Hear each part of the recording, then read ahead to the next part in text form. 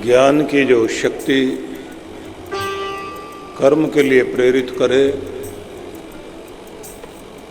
और फिर जिसके द्वारा कृपा प्राप्त करके हम परिणाम जीवन में लाते हैं, हमारी बुद्धि को धर्म से जोड़कर सुबुद्धि बनाए।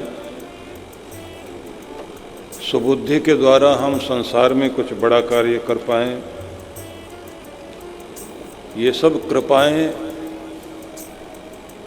जिनके माध्यम से होते हैं, उन कृपाओं को करने वाली शक्ति को माना जाता है कि रिश्तों की दुनिया में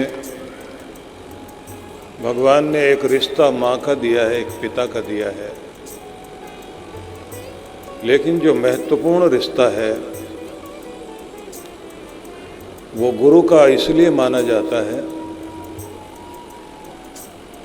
कि जो हमें संसार के बंधनों से ऊपर उठकर संसार में जीना भी सिखाए और मुक्त होना भी सिखाए। इसलिए कहते हैं कि हजारों फूल चाहिए एक माला बनाने के लिए और हजारों रंग चाहिए एक चित्र बनाने के लिए। हजारों फूल चाहिए एक माला बनाने के लिए, हजारों रंग चाहिए एक चित्र बनाने के लिए, लेकिन एक गुरु ही काफ़ी है शिष्य की जिंदगी बनाने के लिए।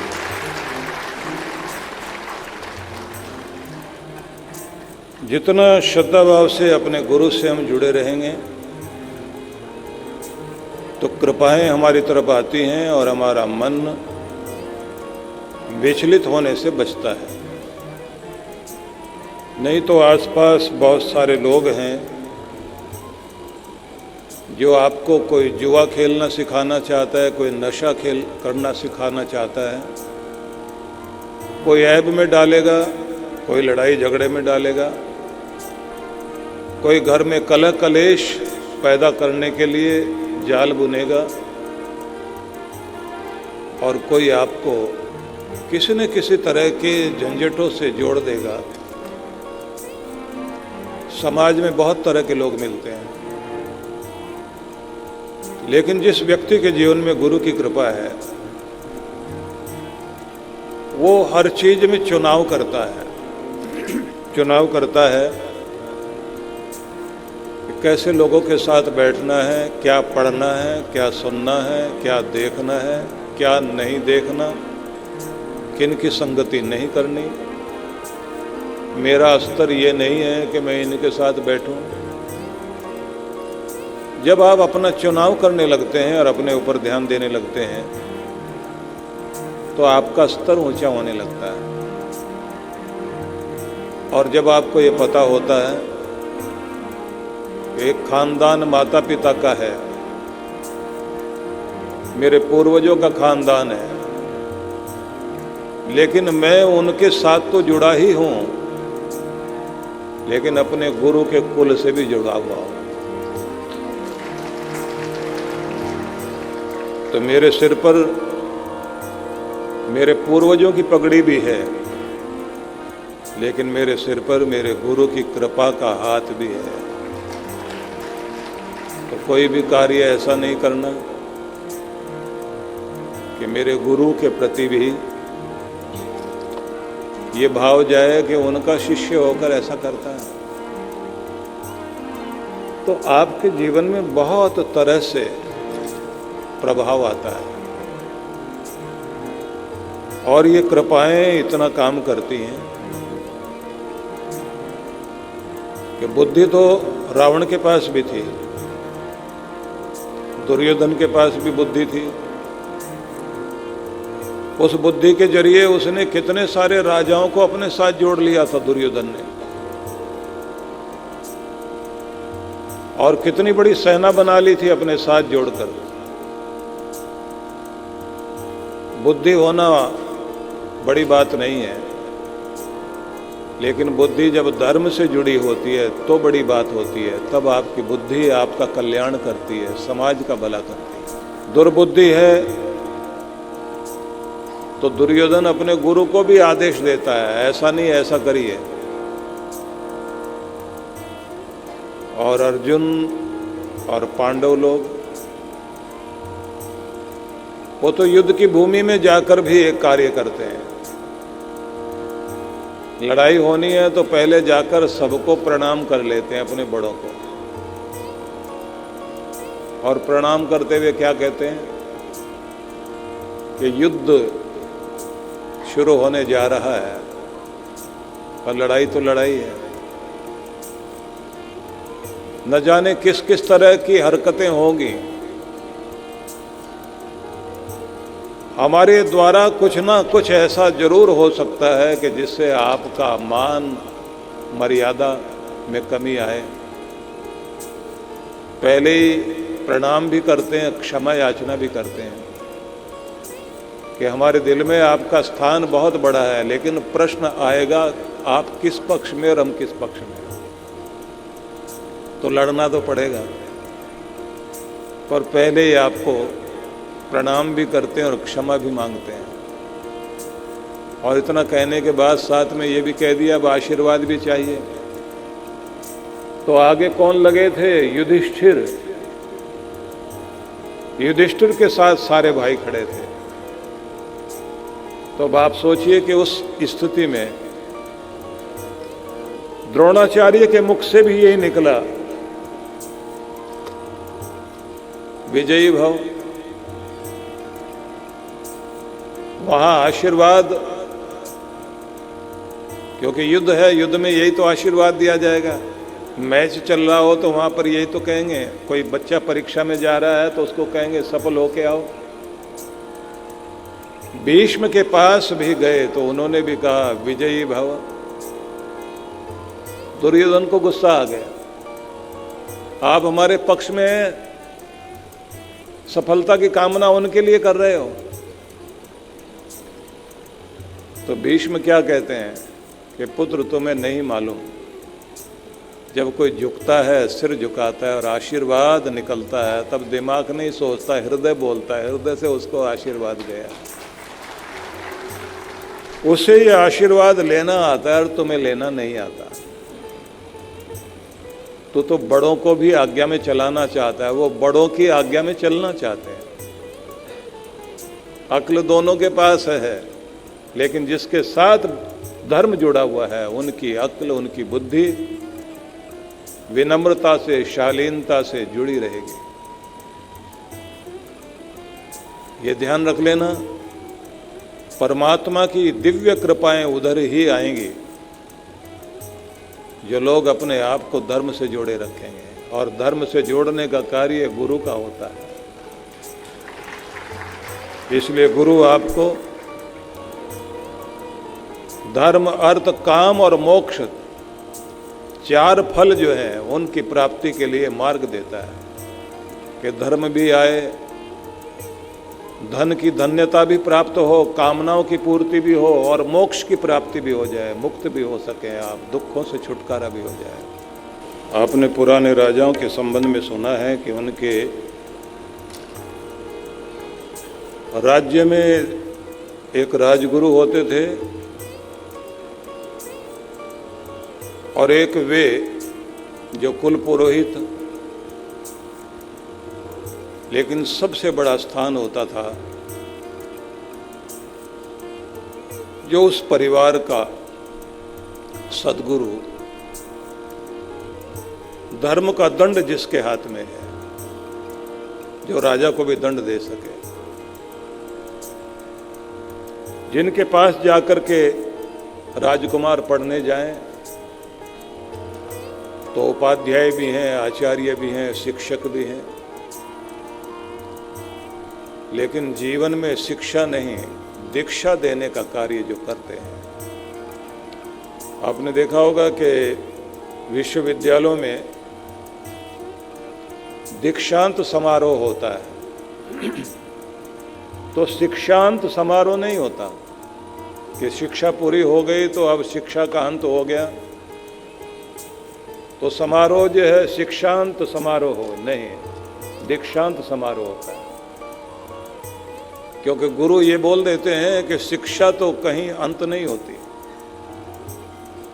लेकिन अब ये समय है कि जब गुरु की तरफ से कुछ दीक्षांत, मतलब अंत में जो कुछ जीवन को दक्ष करने के लिए सूत्र दिए जाएंगे। अब उस समय में जो सूत्र दिए जाते हैं वो बड़े महत्वपूर्ण है। तैत्तिरीय उपनिषद में उसका वर्णन किया गया, और सामान्य ढंग से देखें तो मोटे मोटे शब्द हैं। सत्यम वद, वाणी पर सत्य जरूर आए, तुम्हारे जीवन में सत्य प्रवेश कर जाए। धर्मम चर, धर्म का आचरण करना। एक परंपरा और रही है हमारे देश में कि जब विवाह हो जाता है बेटी का तो उसके बाद में माँ अपनी तरफ से शिक्षा देती है।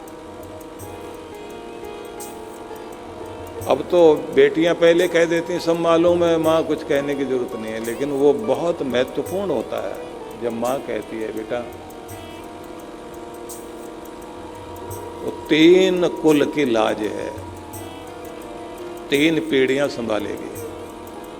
जिस घर से जा रही वो कुल भी तुम्हारा, जिस घर में जा रही वो भी, और तुम्हारे द्वारा जो संतान उत्पन्न होगी वो तीसरा कुछ रूप होगा आगे।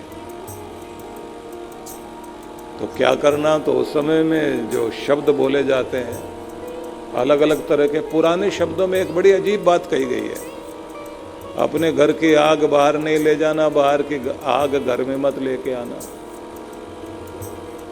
हर घर में कुछ न कुछ आग जलती रहती है ना, बाहर किसी को नहीं बताना, अपना मान बनाए रखना।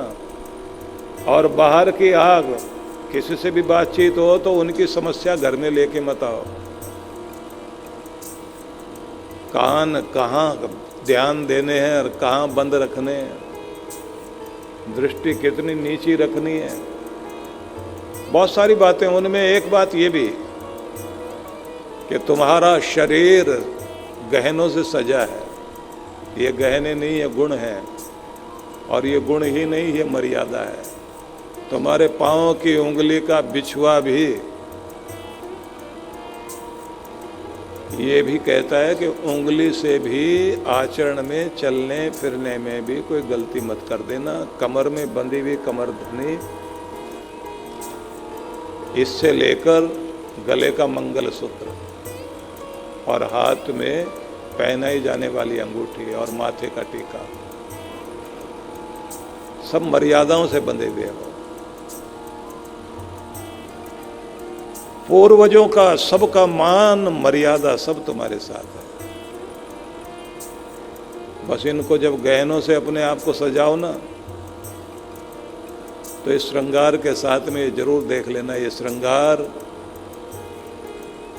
इसके साथ में वो गुण हैं जो स्वभाव में आते हैं, व्यवहार, आचरण, इसका ध्यान रखना।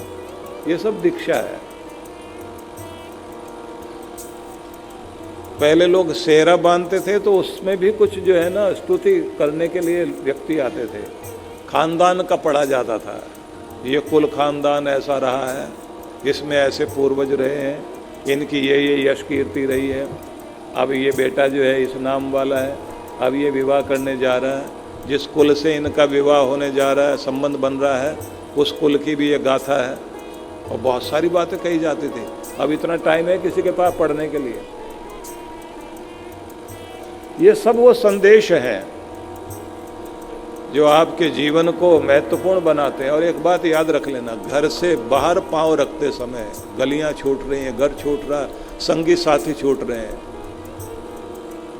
उन सारी दुनिया से संबंध तोड़ करके एक कन्या, एक वधू वर के घर जा रही है। उस समय जो माँ आखिर में बोलती है वो कभी भूलता नहीं कोई भी, वो दीक्षा है। और गुरु भी इसी तरह से करता है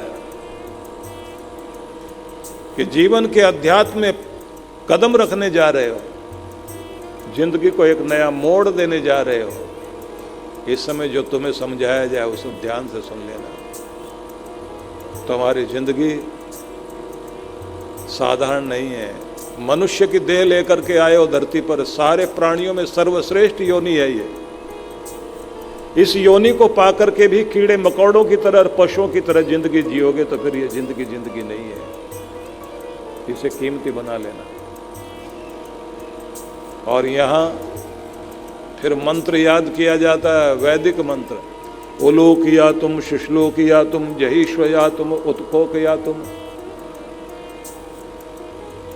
कहीं मनुष्य उल्लू का आचरण करता है, कहीं कुत्ते जैसा व्यवहार करता है, कहीं भेड़िए जैसा व्यवहार करता है, कहीं बिच्छू जैसा व्यवहार करता है। मानोरभव, तो मनुष्य है, मनुष्य बन, मनुष्यता से नीचे मत गिर। तुम्हारे जीवन में अगर ऐसा कोई जानवरों का, कीड़े मकोड़ों का व्यवहार आ रहा हो तो जैसे बिच्छू को देख करके कोई पत्थर से उसे मार देता है। तेरे अंदर भी कठोरता, अनुशासन की आए, अपने अंदर के दुर्गुण वाले कीड़े मकोड़ों को खत्म करके एक ऊंचा मनुष्य बन जाना, ये संदेश है तुम्हारे लिए। इसलिए शिक्षा का अंत नहीं, दीक्षांत समारोह होता है कि बस ये अपना लेना। सत्यम वद धर्मम चर, स्वाध्यान मा प्रमद, न प्रमदितव्यम। ज्ञान अर्जन करने के लिए पढ़ना कभी छोड़ना नहीं, सीखना कभी बंद मत करना। मातृदेवो भव, पितृदेवो भव, अतिथि देवो भव, आचार्य देवो भव। ये दीक्षांत है। माँ देवता है, बहुत कुछ दिया उसने तुम्हारे लिए, मत भूलना उसको। पितृदेवो भव, देवता बन करके पिता ने तुम्हारे लिए जो कुछ किया है, तुम्हें कंधे पर बैठा कर दुनिया दिखाई, अपने सिर से भी ऊंचा उठाने की कोशिश की कि तू आसमान की बुलंदियों तक पहुंच, तो अपने पिता का मान करना। आचार्य देवो भव, जिसने आचरण और शिक्षा देकर के तुम्हारे बुझे हुए दीपक को जलाकर तुम्हें रोशन कर दिया, उस आचार्य के प्रति भी सम्मान रखना, वो देवता है तुम्हारे लिए। फिर कहते हैं ज्ञानी ध्यानी कोई भी घर में आए, तुम्हारा आतिथ्य उनके लिए रहे, उसे भी देवता मानकर सम्मान करना। इतनी सारी शिक्षा बोली जाती है। समारोह में आजकल गाउन पहना देते हैं, ऊपर से एक टोपी सी लगा देते हैं, वो होता है दीक्षांत समारोह। फोटो खिंच जाता है, डिग्री हाथ में पकड़ा दी जाती है। लेकिन ये याद रखिए कि आप गुरु वाले हैं, तो अपने आप को दिव्य बनाने की चेष्टा करना है। और ये जब कृपा आ जाती है, गुरु के हो गए और गुरु की कृपा जुड़ गई, तो जीवन का रूप बदलने लग जाता है। वक्त बदलता है, जिंदगी बदलती है, नसीब भी बदलता है, बिगड़ी संवरने लगती है।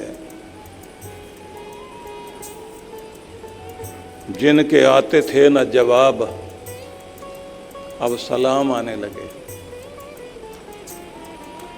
जिनके आते थे न जवाब, अब सलाम आने लगे। मेरा वक्त क्या बदला, मेरे नीम के पेड़ पर अब आम आने लगे। बदल गई जिंदगी, हो गई कृपा। नीम जैसा बोलते थे लोग, कड़वा आदमी है, अब मीठा आम है, थोड़ा खट्टा थोड़ा मीठा। बदल गई, लाइफ बदल गई। इसलिए उस कृपा को धारण करने के लिए तैयार रहना चाहिए। एक बहुत अलग तरह के व्यक्ति हुए, डॉक्टर हॉकिंस, अमेरिका का एक बहुत बड़ा माना हुआ लेखक। उसने 25 साल तक काम किया 2.5 लाख लोगों पर, और फिर अपने रिसर्च करने के बाद रिसर्च पेपर प्रकाशित किया और फिर एक बुक लिखी, मैप ऑफ कॉन्शसनेस। मैपिंग की कॉन्शसनेस की। कि दुनिया जो जीती है तो वो किस लेवल पर जीती है, दुनिया का हर आदमी कौन किस स्तर का है, कौन किस स्तर का। तो कोई ऐसा क्यों है कि वो दुखी है, कोई बीमार क्यों है, कोई चिंतित क्यों है, उसकी दुनिया ऐसी क्यों है, उसके साथ ऐसा बुरा क्यों हो रहा है, वो ऐसा क्यों जी रहा है। तो उसने लेवल ऑफ वाइब्रेशन जो हमारे भीतर प्रकंपन उठते हैं, नेगेटिव या पॉजिटिव, उसके जो लेवल हैं, स्तर हैं, जिसको कहना चाहिए चेतना के स्तर,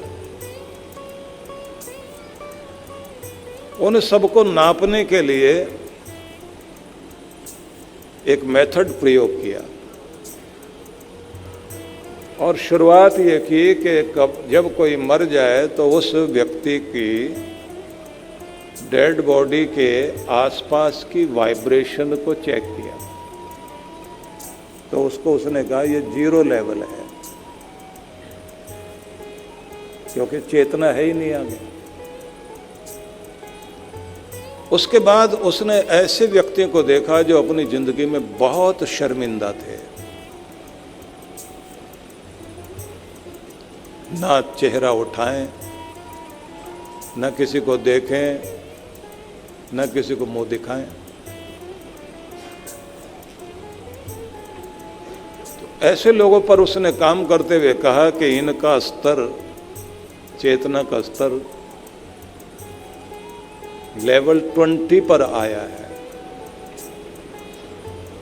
मरे जैसे हैं, सांस चल रहा है। लेकिन उसके बाद उसने भिखारी ढूंढे, और भिखारी भी वो बेबसी में आकर के सारा दिन गिड़गिड़ाना, रोना, पछताना और ये कहना हमारी सहायता करो, हम बेबस हैं, हम बहुत दुखी हैं, हम बहुत परेशान हैं। तो उसको देखने के बाद उसने कहा कि इनका चेतना का स्तर जो है वो 50, लेवल 50 पर है, 50, लेवल 50। ऐसे करते करते उसने जुआरी, चोर, उन सब के लिए देखा, और इस पर उसने बड़ा कुछ अपना आर्टिकल लिखा। उस पर मैंने कुछ प्रयोग किए थे पिछली बार का जो हमारा हिमाचल साधना का जो कार्यक्रम था, उसमें मैंने चेतना के कॉन्शसनेस के 16 स्तर उस पर काम किया था कि कुछ हमारे लोग बैठें और देखें हम कहाँ से कहाँ जा सकते हैं। तो इसने एक बड़ी कमाल की बात कही है, कोई व्यक्ति साहसी हो, बहादुर, जोखिम लेने को तैयार और मानता हो अपने आप को मैं कुछ हूँ, मैं कुछ कर सकता हूँ, कहता है कि ये लेवल एकदम 200 पर पहुँच जाता है और यहाँ से जिंदगी ऊंचाई की तरफ जाना शुरू हो जाती है। और ऐसा आदमी खुद को बचाएगा, दूसरों को बचा ले जाएगा। और ये मजे की बात है कि ऐसे लोग देखने में भले ही मोटे ताजे ना हो, शरीर का बल ना दिखाई देता हो, भीतर से बड़े, बाहर से भीतर से देखने में लगता हो कि बड़े कमजोर से आदमी हैं, लेकिन भीतर हार्डवेयर की कीमत नहीं है, सॉफ्टवेयर की कीमत है। जो भीतर है ना, उसकी कीमत है। अगर भीतर आदमी साहसी है, जोखिम लेना जानता है, ऐसा आदमी खुद को भी बचा ले जाएगा, दूसरों को भी बचा ले जाएगा। वो आगे आकर के कहता घबराना नहीं, मैं हूँ, कराऊंगा। लीड करने वाले ऐसे लोग, अगर आप देखें तो हमारे जितने भी, जिन लोगों ने भारत देश की आज़ादी के लिए काम किया, खुदीराम बोस तो 16 साल का ही बच्चा था। वीर हकीकत राय, उनके बारे में आप देखें तो टीनेजर भी नहीं था होता, और कितनी बड़ी उस समय की और बादशाहों का जो जमाना जिसमें अत्याचार इतने सारे हो रहे थे, इसने अपमानजनक भाषा बोली है, हमारे तो पैगंबर का अपमान हो गया, इसके ऊपर तो ये चलेगा वो चलेगा, मुकदमा करते करते उसको कत्ल करने तक का दंड दे दिया गया। और उसके माँ बाप रो रहे हैं और किसी ने आकर के कह दिया कि काजी साहब बोल रहे हैं तुम अगर अपना धर्म छोड़ दो और इनके मजहब में शामिल हो जाओ तो तुम्हें माफ़ कर दिया जाएगा। और माँ बाप आके समझाने लगे, बेटा तो जिंदा रहेगा, हमारी आंखों के सामने रहेगा, इनका मजहब ग्रहण कर ले और अपना धर्म छोड़ दे। गले का जनेऊ जाएगा, सिर की चोटी जाएगी। और बच्चा कहता बात बाहर से बदलने की नहीं है, मैं भीतर से जो संस्कार और जो भावना लेकर आया हूं, किसी के दबाव और अन्याय के सामने किसी का मजहब इतना महान हो गया कि वो मुझे मारने को भी तैयार है और बच्चों को बच्चा ना समझे। हम तो बच्चे हैं, हमने ऐसी कोई गलती नहीं की। और बच्चों की बात बच्चों तक रहनी चाहिए, ये लोग बड़ों तक लेकर चले गए। और फिर बड़े आकर के भी कहते हैं कि गर्दन काट दी जाएगी। माँ बाप से कहता हकीकत रहा है कि यदि गर्मी में बाथरूम में पांव फिसल कर गिर गया और मौत हो गई, तब बीमारी से मर गया, तब क्या करोगे? उन्होंने कहा बात ये नहीं है कि मैं 50 साल 100 साल 300 साल जीऊं, जिंदगी भले ही छोटी हो लेकिन उद्देश्यपूर्ण जिंदगी ही कीमती हुआ करती है। मैं किसी उद्देश्य के लिए जी रहा हूं और उद्देश्य के लिए मर रहा हूं। इस समय बहुत दुर्बल मन वाले लोग हैं चारों तरफ, दबाव में आकर के अपना धर्म छोड़ने को तैयार। जो अन्याय के आगे ना झुके वो कोई तो होना चाहिए। और कहा कि मैं हूं हकीकत, सच्चाई, यथार्थ। और यथार्थ जो है सच्चाई, वो अन्याय के सामने झुकना नहीं जानती। और उसने कहा मरना मंजूर है लेकिन धर्म झुकेगा नहीं, सच झुकेगा नहीं। अब कितनी बड़ी हिम्मत, कितना बड़ा साहस। लाहौर में बच्चे को मृत्यु दंड दे दिया गया, रावी नदी के किनारे उसका संस्कार हुआ। एक बहुत बड़े उपन्यासकार हुए भारत में, गुरुदत्त। और ये उन दिनों की एक बात बता रहा हूँ, जब गुलशन नंदा और गुरुदत्त दोनों अपने अपने उपन्यास लिखते थे, तो एक बार उनसे मिलना हुआ हमारा। तो मेरी आयु भी कोई ज़्यादा नहीं थी उस समय, मैं भी छोटा था। मैंने उनसे कहा कि कल्पनाओं में तो बहुत लिखा, आप गुरुदत्त, नाम इतना बड़ा हो गया आपका, तो बाल हकीकत के ऊपर लिखिए कुछ। तो एक पुस्तक लिखी उन्होंने, और वो बहुत बड़ी तो नहीं थी लेकिन जितनी थी बड़ी क्रांतिकारी थी। उसको प्रकाशित भी हम ही लोगों ने किया, क्योंकि पब्लिशर भी आसानी से प्रकाशित नहीं करते। अभी छावा मूवी आई है और देखने के लिए नहीं जा रहे लोग। नहीं, वहाँ तो इतिहास की बात है, कोई मनोरंजन की बात हो तो जाए ना देखने के लिए।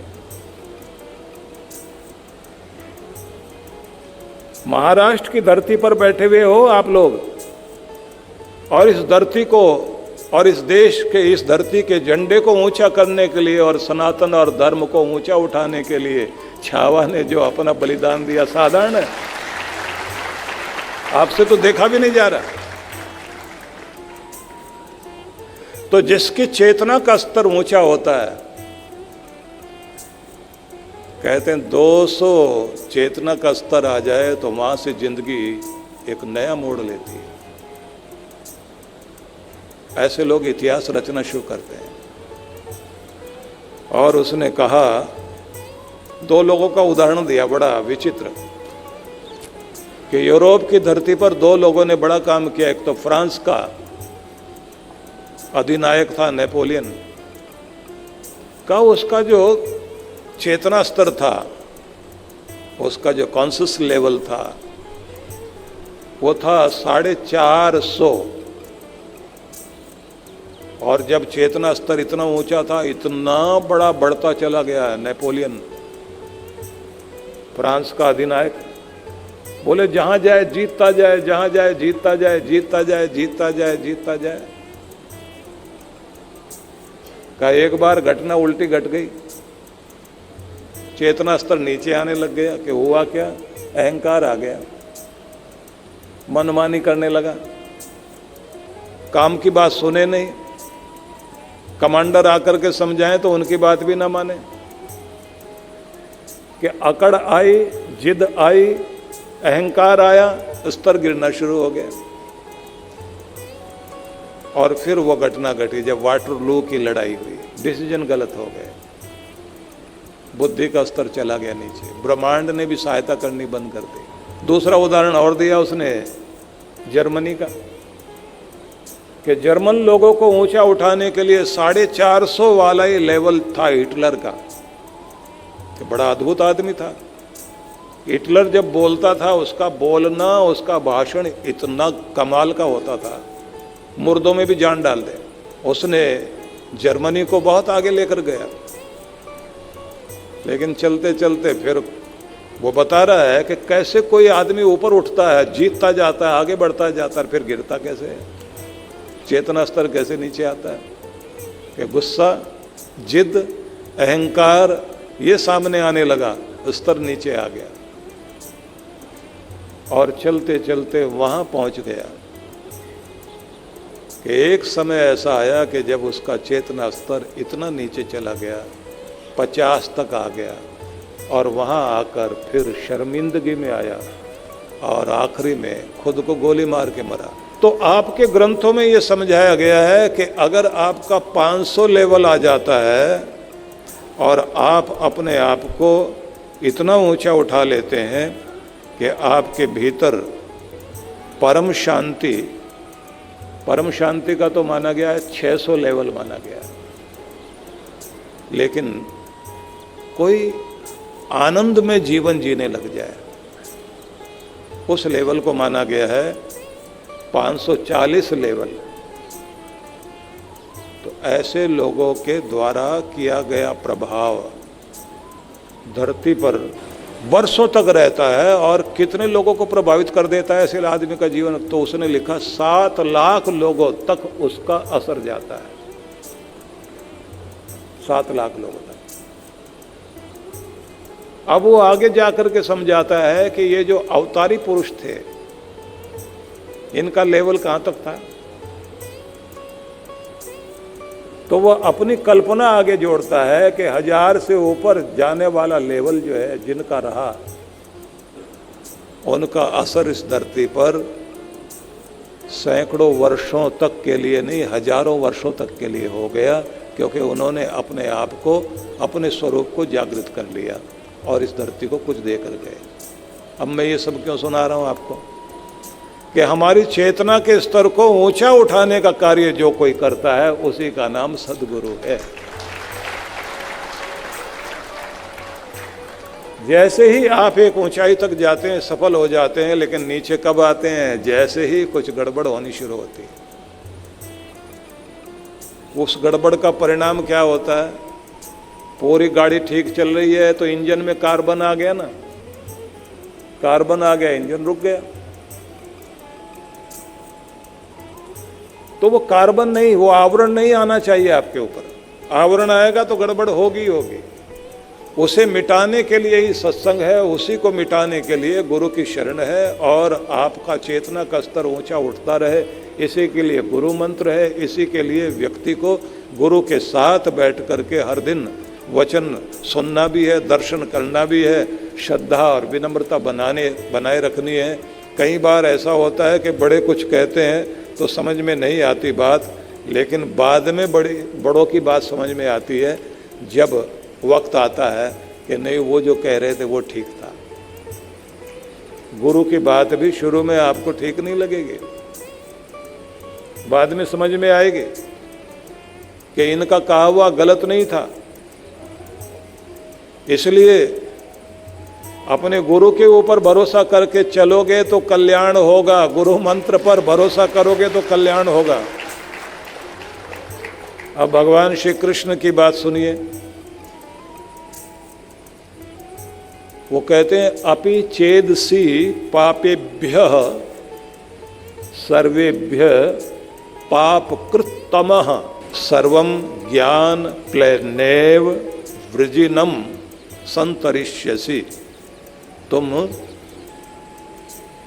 पापेभ्यः सर्वेभ्यः पापकृत्तमः, पाप करने वाले लोगों में भी सबसे ज्यादा पाप करने वाले बने हुए थे। लेकिन तुम्हारी जिंदगी में महत्वपूर्ण चीज ये हुई कि संसार सागर में तुम्हें एक नौका मिल गई। अब वो नौका क्या है? तो वो कहते हैं ज्ञान प्लवेनैव, ज्ञान की नौका में तुम बैठ गए। संतरिष्यसि, निसंदेह पाप के समुद्र को पार करने में सफल हो जाओगे, क्योंकि तुम्हें ज्ञान रूपी नौका प्राप्त हो गई है। और वो ज्ञान रूपी नौका दी है किसने? सद्गुरु ने तुम्हें दी है। बस उसका सहारा लेकर के आप तर सकते हैं, पार उतर सकते हैं। और भगवान श्री कृष्ण बताते हैं कि इस दुनिया में ज्ञान कितना कीमती है। नहीं ज्ञानेन सदृशम पवित्रम मिह विद्यते, ज्ञान से बढ़कर के पवित्र करने वाली चीज दुनिया में कोई और नहीं है। जैसे आप स्नान करने के बाद पवित्र होते हैं, निर्मल हो जाते हैं, कि ऐसे ही ज्ञान ही एक ऐसी चीज है जो आपको पवित्र करेगी। वो गंगा है, ज्ञान गंगा, उसमें डुबकी लगाना आवश्यक है। अब थोड़ा सा और ध्यान दीजिए। ज्ञान की गंगा में डुबकी लगाने के लिए कहा गया है हर दिन कोशिश करो, कुछ न कुछ हर दिन सुनो, हर दिन जानो और हर दिन कुछ धारण करो। इसमें एक मजे की बात और है जो सबको ध्यान देना चाहिए। ज्ञान सुन लेना, ज्ञान पढ़ लेना, ज्ञान नोट कर लेना, ज्ञान याद रख लेना, ये क्रम है। इतना हो जाने के बाद भी ज्ञान लाभ नहीं देगा। कब लाभ देगा? कि ज्ञान को अपनी शक्ति बनाओ। तो ज्ञान की शक्ति कब बनती है? जब ज्ञान को आप योजनाबद्ध तरीके से अनुशासित होकर अपनाना शुरू करते हैं, जीवन में धारण करना शुरू करते हैं। जैसे जैसे उसका अनुभव आएगा, ज्ञान तुम्हारी शक्ति बनने लग जाएगा। और वो जब शक्ति बनेगा तब तुम्हें लगेगा कि अब मैं साधारण नहीं रहा, मेरे अंदर एक बड़ी पावर आ गई है, एक बड़ा बल आ गया। तो आदमी को एक तो अपने रिश्तों को भी अपनी ताकत बनाना चाहिए। आपके जो परिचय है ना, एक तो होता परिचय, किसी से आपका परिचय हो गया, एक हो गया परिचय होने के बाद उसने आपको अपना लिया, आपने उसको अपना लिया, दोनों एक दूसरे के काम आने लग गए। और फिर मैत्री भाव आ गया। मैत्री भाव में क्या होता है? मैत्री, मित्र शब्द जो सिद्ध होता है संस्कृत में, इमीदा स्नेहने, ये धातु है जिसके द्वारा दोनों के हृदय में स्नेह पैदा हो जाए, प्रेम पैदा हो जाए, वो भाव कहलाता है कि दोनों के अंदर मित्रता, मैत्री आ गई। अब मैत्री भाव आ गया, अब दोनों के अंदर एक ही तरह की तरंग चलती है। मैं इसके लिए क्या और कर सकता हूँ, वो भी सोचता है मैं अपने दोस्त के लिए क्या कर सकता हूँ। आजकल उल्टा है, इससे मैं क्या फ़ायदा उठा सकता हूँ, वो भी सोचता मैं इससे क्या फ़ायदा उठा सकता हूँ। जहाँ व्यक्ति व्यक्ति को यूज कर लेना चाहता है तो वहाँ प्रेम नहीं है। जब आपने उसको अपना लिया, उसने आपको अपना लिया, दोनों के हृदय में प्रेम का संचार हो गया। अब दोनों एक दूसरे की शक्ति बन गए। अब शक्ति बन गए तो दोस्त को दोस्त बचाने के लिए आएगा। तो आपके रिश्ते भी आपके ताकत बनने चाहिए। माँ बाप आपकी ताकत है, कोई और नहीं काम आएगा। मैं छोटे बच्चों को कहा करता हूँ, स्कूल वाले बच्चे आते हैं ना कभी कभी जो है, जब सुनने के लिए आते हैं, तो मैं उनको बोलता हूँ कि छोटी मोटी गलती होगी तो माँ बाप डांटेंगे, बड़ी गलती हो गई तब नहीं डांटते। माँ बाप को बताना जरूर, तब वो क्या करते हैं, बच्चे को बुला कर कहते हैं तू घबरा मत, हम हैं, जिस मुसीबत में तू फंस गया उसमें से कोई और नहीं निकालेगा, हम ही निकालेंगे। अब तेरी मुसीबत नहीं, अब मुसीबत हमारी है। तो मैंने कहा इसलिए अपने माँ बाप को हर बात बताओ जरूर, माँ बाप से दूर मत जाओ, दोनों में से किसी एक से दोस्ती बना लो, चाहे माँ से या पिता से। बहुत सारे बच्चे जो हैं ये सोचते हैं और डांटेंगे माँ बाप, वो डर के मारे बताते ही नहीं। तो सबसे ज्यादा प्यार जो आपको करने वाले हैं वो आपकी ताकत है। आपके मित्र अगर सच में प्यार वाले लोग हैं तो वो आपकी ताकत है। अपने रिश्तों को अपनी ताकत बनाओ। आपका रिश्ता गुरु से है, ऐसा संबंध बनाइए गुरु से, अपना हृदय जोड़ के रखिए कि गुरु आपकी ताकत बन जाए और आप गुरु की ताकत बन जाए। अब इससे और आगे जाइए, अपने इष्ट देव से प्रति इतना प्रेम पैदा करिए कि इष्ट देव आपकी शक्ति बन जाए और आप अपने गुरु के, अपने इष्ट देव के भी साथ ऐसे बन जाएं कि आप अपने गुरु के, अपने इष्ट देव की किरण बन जाएं।